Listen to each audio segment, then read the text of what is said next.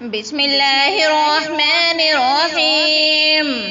يا أيها الرسول بلغ ما أنزل إليك من ربك وإن لم تفعل فما بلغت رسالته والله يعصمك من الناس إن الله لا يهدي القوم الكافرين.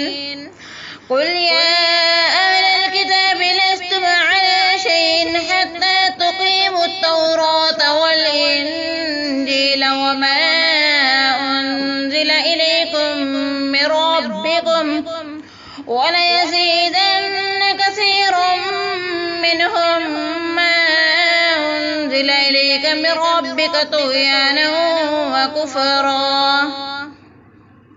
فلا تأس على القوم الكافرين.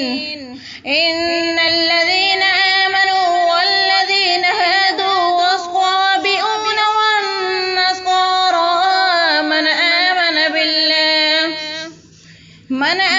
بالله واليوم الآخر وعمل صالحا فلا خوف عليهم ولا هم يحزنون. لقد أخذنا ميثاق بني إسرائيل وأرسلنا إليهم رسلا كلما جاءهم رسول بما لا تهوى أنفسهم فريقا كذبوا وفريقا يقتلون وحسبوا ألا تكون فتنة فعموا وصموا ثم تاب الله عليهم ثم عموا وصموا كثير منهم والله بصير بما يعملون.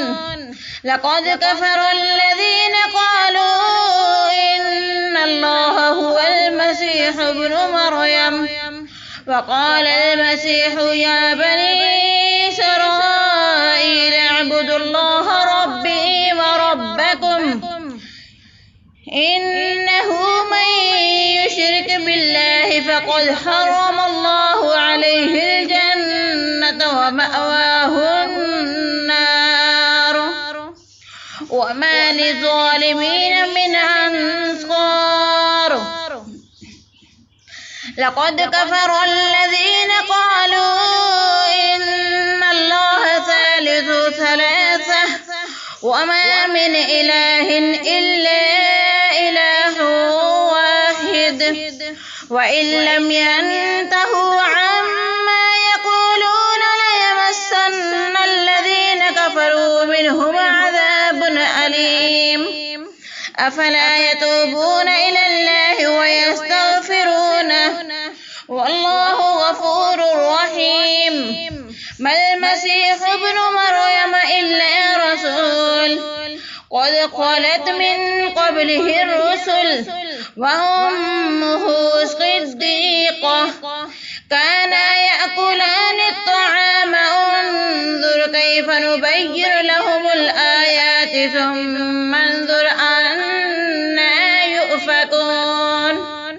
قل أتعبدون من دون الله ما لا يملك لكم ضرا ولا نفعا والله هو السميع العليم. قل يا أهل الكتاب لا تغلوا في دينكم غير الحق ولا تتبعوا أهواء قوم قد ضلوا من قبل وأضلوا كثيرا وضلوا عن سواء السبيل.